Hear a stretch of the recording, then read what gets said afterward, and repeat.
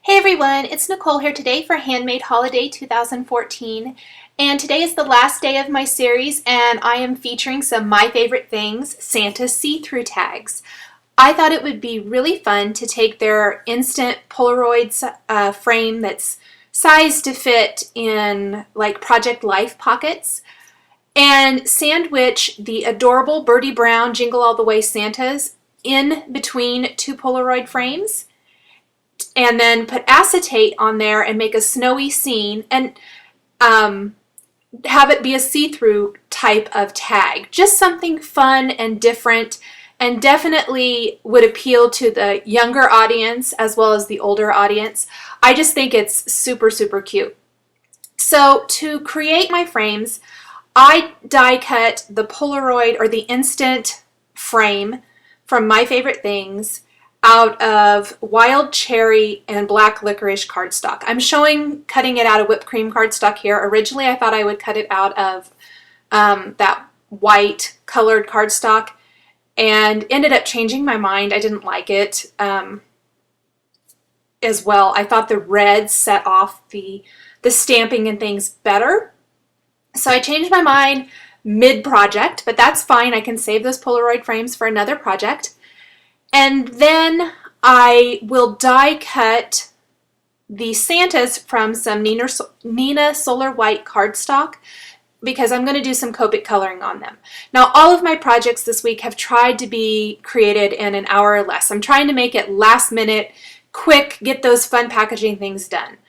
Due to the Copic coloring of this project, I would say these tags probably took more like an hour and a half. It's hard for me to gauge. This was one of those projects that did end up like I envisioned in my mind, but the process to get there, I was having one of those days where everything goes wrong, and so I kept making mistakes. Luckily, you guys don't have to see all of those. I cut those all out of the video. However, I would say, depending on how fast you color, it should probably take about an hour to an hour and a half. So it is a little bit longer than what I've been trying to keep to. You could definitely maybe only make one or two, and that might cut down the time for this or cut out some of the steps. Now, to make those fun acetate windows, I have taken some transparency material and I cut it to 2 3/4 inch square. That will fit, leaving a nice little edge there to glue down on the back of the frames. And I'm using my favorite background stamp from My Favorite Things, at least for this holiday season or winter season. This is the confetti background stamp. It creates amazing snow. If you saw my Warm Wishes card from last week, the Sending a Flurry of Love card, it used this too to create the snowy background behind the little girl. Same thing. I love, love, love this. And if you use White Stays On ink, you can create it on the transparency so it can look like the Santa is in the snow and not standing in front of the snow. So I really like that. I stamped it on all 6 pieces of transparency. I'm going to have a transparency on both the red frame that I did here and the black frame. Now, to create this red frame, you can definitely leave it as is. That's one of those things where you could cut that step out. Stamping the diagonal stripe here with the wild cherry ink on the wild cherry cardstock frame.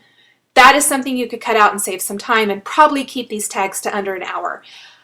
I wanted a tone-on-tone look. It gives a little added texture to the front of the frame, but it's not necessary.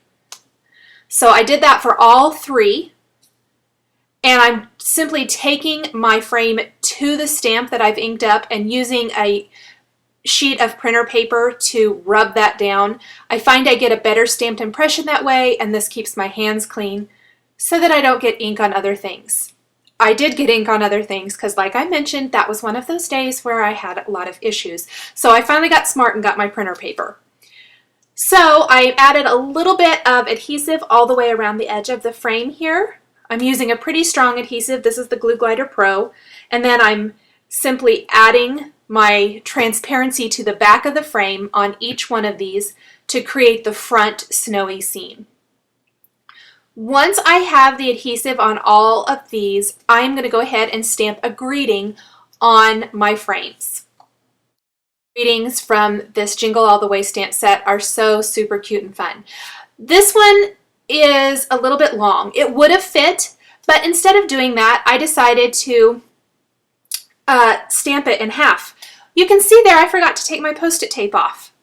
So what I did, I had to create another frame, which was kind of annoying, but I went ahead and did that, and I used Post-it tape to mask off part of the greeting so I could stamp the nice list, and then I could clean my stamp really good, mask off that part, and stamp "You're On" above that. So I created a stacked greeting, which I thought fit a little bit better. I also stamped the "Jingle All the Way" and "Merry Everything" on the other two frames. I just think they're fun. I think the font is fun. I think the greetings are fun. There's several other greetings in this stamp set. I used this stamp set earlier this week. That was the reindeer treat bag or goodie bags. The reindeer is from this stamp set, so huge fan of this stamp set. I can't say enough good things about it. I really love the whole Birdie Brown collection from My Favorite Things. Very, very awesome. Now, on my Santa die cuts, these are solid die cuts. So the reason I die cut these first and then stamped is so that I could line them up perfectly. These aren't like framelits dies that you can see through after you've stamped and colored and then run them through your machine. You really are going to want to die cut these first, stamp them, and then you can color them however you want.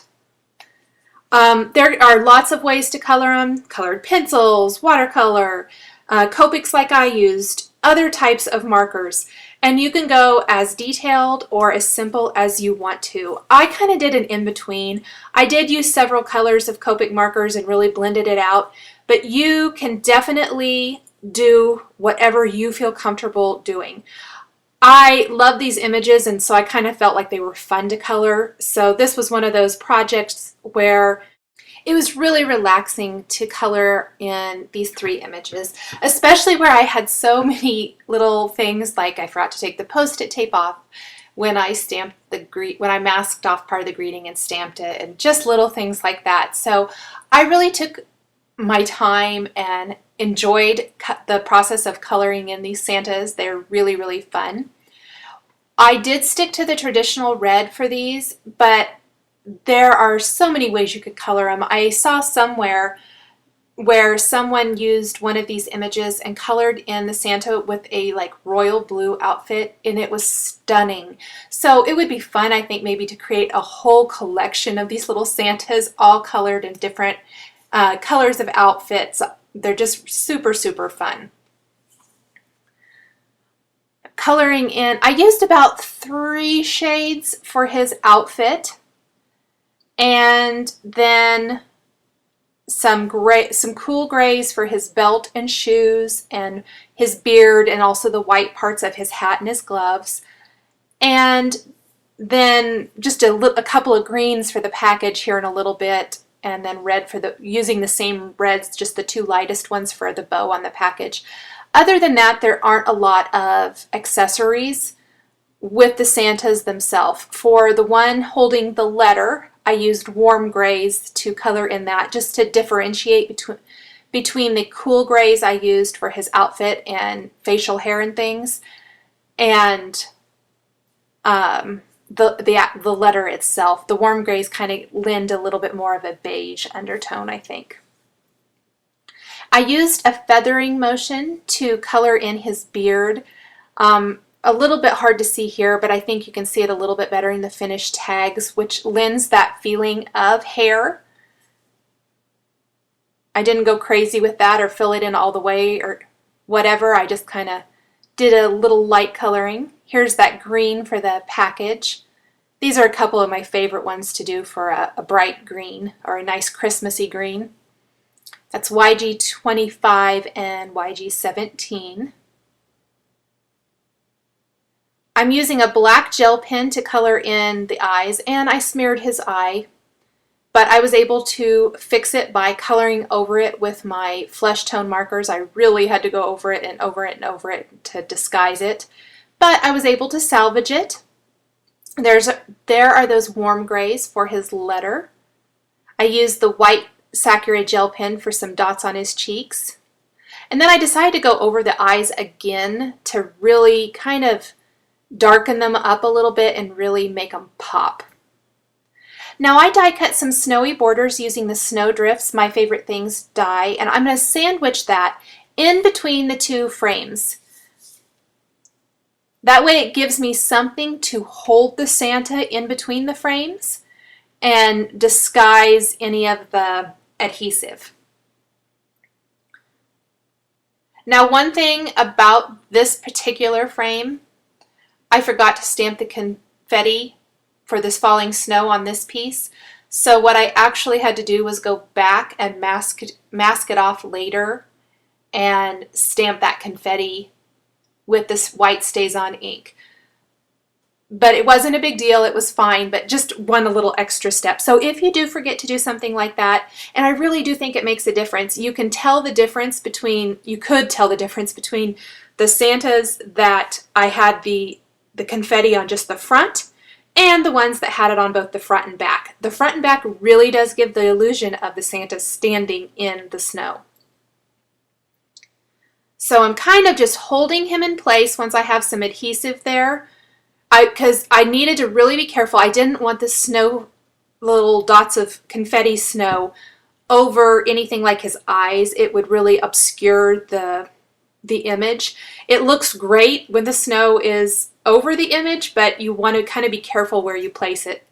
So I held that in place, secured that there really nicely, and then I'm going to draw a little mark where I want to use the corner chomper to punch a hole in the top for my string.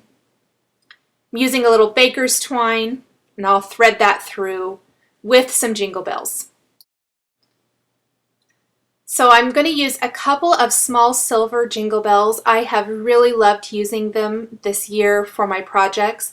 I've actually had these for probably at least a year and just hadn't used them a lot. And I realized they really make great accessories for gift giving. They look pretty tied to packages, on tags, things like that. Things that don't actually have to be mailed. So I did tie those on there, and then I threaded some white silk ribbon around the top of those to kind of secure it all in place. I'm knotting it between the two silver jingle bells and tying a bow, and that gives a nice secure place for my white bow. I can knot the ends of my baker's twine, trim those up, and my see-through Santa tags are all finished. I hope you've enjoyed this video showcasing fun ways to create Santa's see-through tags with My Favorite Things products. The supplies I've used are listed and linked below the video on YouTube. Thanks for watching. We'll catch you next time.